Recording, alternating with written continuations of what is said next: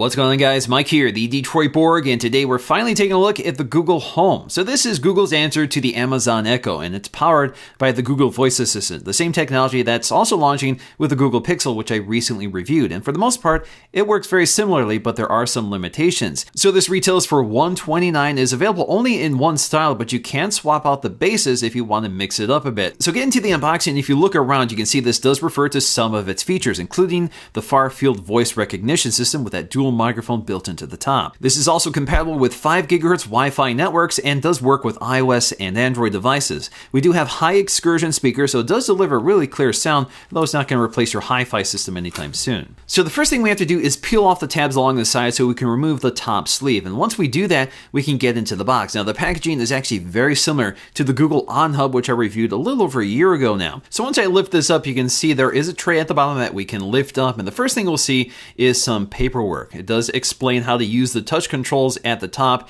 in addition to some of the voice commands you can use on this device. We also get a flyer that highlights some of the optional bases you can swap out, which includes both fabric and metal styles. The only accessory we'll find in the bottom of the box is our power supply, which is very nicely designed. It does include some cable management so you can keep it nice and tidy, which I think is especially important if you want to put this on your kitchen counter. So getting to the design of the Google Home, it is much more compact than something like the Echo, and it's also less technical looking. It looks like it might fit in with the rest of your decor. But of course, to many people, this looks a little like an air freshener. So once you hear that, it's kind of hard to get that sight out of your mind. But I think it's a fairly attractive design, especially with the swappable bases. Now, before I plug it in to power it up for the first time, I just want to show you what this looks like when you remove the base. So the base is magnetic. In fact, if you look at the inside of the base, you'll see the magnets that interface with the unit itself on the bottom. Now, with the base off, you can see the speaker design, which is meant to be omnidirectional, so it should fill a room fairly effectively. And it is a pretty decent speaker, although it won't challenge the best Bluetooth speakers out there. Now, although it looks like 3 speakers, it's actually a single 2-inch driver and 2 passive radiators on each side.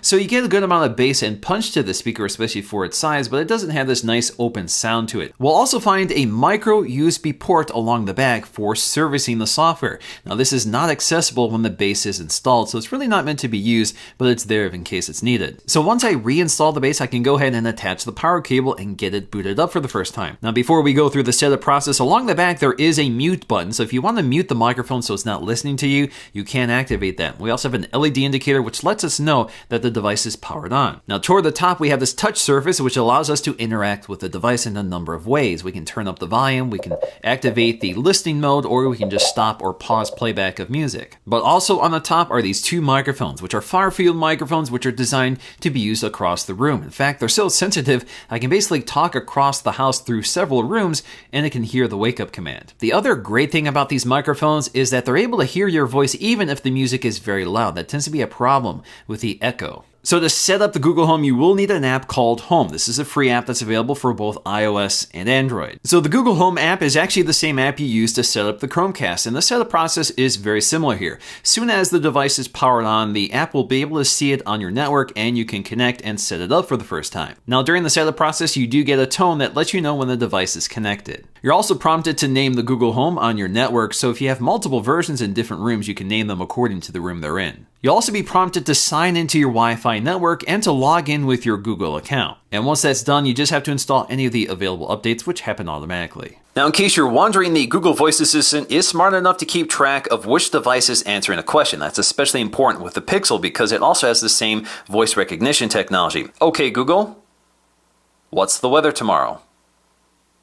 Tomorrow in Rochester Hills, it'll be sunny with a high of 61 and a low of 43. So you can see it says answering on another device, so it's keeping track of which device is responding. Okay, Google, what's the weather in Toronto? In Toronto tomorrow, it'll be partly cloudy with a high of 59 and a low of 48. Okay, Google, what about New York? In New York City tomorrow, it'll be mostly sunny with a high of 58 and a low of 47. Okay, Google, how do I get there? I don't support directions yet. New York is 9 hours and 57 minutes from your location by car in light traffic. So as you can see, this is very conversational, so it's able to keep track of what you said before. Okay, Google, how tall is the Empire State Building? The Empire State Building is 1,250 feet tall.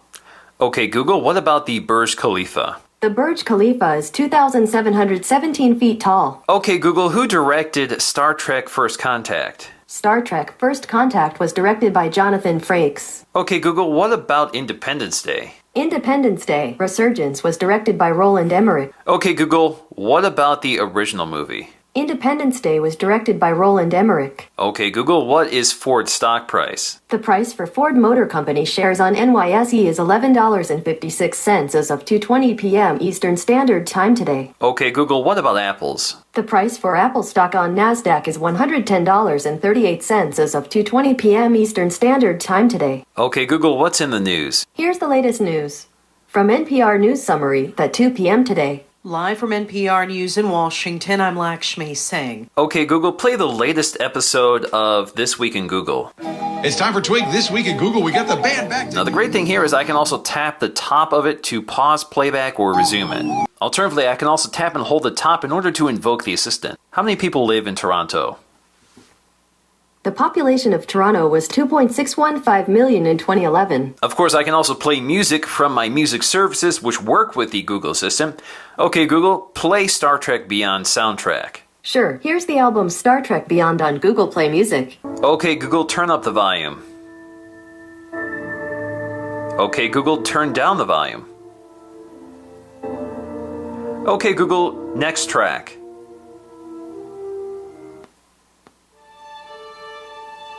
Now, for me, one of the most important uses for the Google Home is home automation, and you can set this up under Home Control. So this is where you can add your various platforms. Right now, it's kind of limited, so you'll see, if we go to Add, you'll see Nest and Philips Hue, which I've already added. We also have SmartThings if you have those products in your house. So once you have those added, you can set up rooms, which I haven't done with this device yet, so it can keep track of what room has what devices in it. So I could say, turn off lights in bedroom, and it will respond to that command. But right now, I'm just going to go with the basic setup here. Okay, Google, what's my thermostat set to? It's currently 66 degrees. Okay, Google, increase temperature to 67. You got it, warming up the living room. Okay, Google, turn off the thermostat. Okay, changing the living room to off mode. Okay, Google, turn the heat on to 66 degrees. Okay, setting the heat on the living room to 66 degrees. Okay, Google, change the light strip to blue. You got it, changing the light strip to blue. Okay, Google, change it back to pink. According to Pop Sugar, to get blue flowers, you'll want your soil to be... So as you can see, it doesn't quite keep track of the conversation in terms of home automation, so those are areas that could use some improvement. Okay, Google, dim the lights to 10%. You got it, setting 9 lights brightness to 10%. Okay, Google, set the lights to 100%. Okay, setting 9 lights brightness to 100%. Okay, Google, what's hello in German? Hallo. Okay, Google, what's happy birthday in Polish? Wszystkiego najlepszego. Okay, Google, how many feet are in a kilometer? 1 kilometer equals 3,280 feet, 10.079 inches. Of course, we have other basic functions, and if you're in a kitchen, this is especially useful. Okay, Google, set a timer for 8 minutes. Okay, 8 minutes. And here we go. Okay, Google, how much left on the timer? 7 minutes and 54 seconds remaining. Now, if you have Chromecast on your network, you can cast audio from it to those devices. Okay, Google, play the Star Trek Beyond soundtrack on Chromecast Red. All right, Star Trek Beyond from Google Play Music. Playing on Chromecast Red. Okay, Google, add a Chromecast to my shopping list. Okay, I've added a Chromecast to your shopping list. So exactly where is this shopping list? Well, it's actually under the Keep app. So if you have a Google Pixel, it comes with this Keep app, and assuming you're logged into your account, you'll see that right here, Google Assistant on my shopping list. Now, since the Google Home is basically a Chromecast device with a speaker and a microphone, it basically works the same on your network. So I can cast audio from my mobile phone to my Google Home. So if I go to an app that supports it, like the Music app, I can actually cast this to one of my other Google Homes or to my Chromecast. So for example, I can go ahead and select Studio, click play, and you can hear the feedback I get on the device. Now, I do have remote control access to this device from my phone. So for example, if I go into the Google Home app, you can see my devices currently on the network, which includes a Chromecast and one of my other Google Homes in my office. So right now we're in my studio, so you can see the music that's currently playing on this device. I can click play, I can adjust volume and that sort of thing, or I can just stop casting entirely. Now, if we dig into our device settings, there's a few things to know about here, such as guest mode. This allows other users to log into our Google Home without having to connect to our Wi-Fi network. We also have the ability to create a group. This allows us to group our speakers together. So if you have more than one home, you can see we can add them together to create this group. This means that when I play music on one device, it's shared on both. So once you create a group, you'll find that group down below right here. So this allows us to edit the group, change the linked accounts, or just delete the group. And like most voice assistants, you can have some fun with it. Okay, Google, tell me a joke. What did one shark say to the other while eating a clownfish? This tastes funny. Okay, Google, what's the meaning of life? I have a factory warranty, so I don't worry about things like that. Okay, Google, what do you think of Siri? You know Siri? What a small world. Hope she's doing well. Okay, Google, what's the best smartphone? Seems like it changes all the time. Okay, Google, how old are you? I was launched in 2016, so I'm still fairly young. Okay, Google, what do you think of Alexa?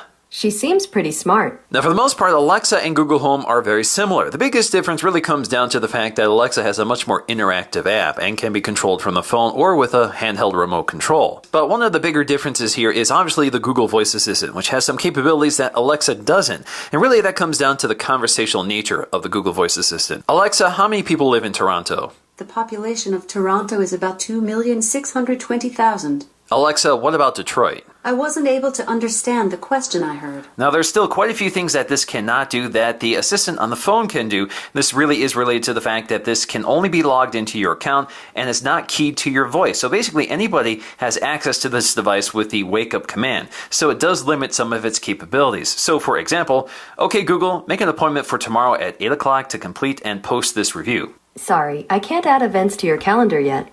I certainly wouldn't want somebody else to do that on my calendar, so it makes sense that this is restricted currently. Now, for the most part, there's no question that this really is a luxury item. It's not terribly expensive, but it is nice to have, especially in a kitchen where you may not be able to handle your phone for things like setting timers or whatever. Now, for me, I think it's just really cool. It's sort of like using a Star Trek computer. You can talk to thin air, and it answers back or responds to a command. That's certainly something I can do with my phone, but there's a little less friction to using this than using your phone. And although it's not the best speaker system in the world, it's definitely very convenient thanks to voice control, and it does have a great multi-speaker setup solution. Alright guys, hope you enjoyed this look at the Google Home. If you did, please give it a thumbs up to let me know, and I'll see you again in the next video.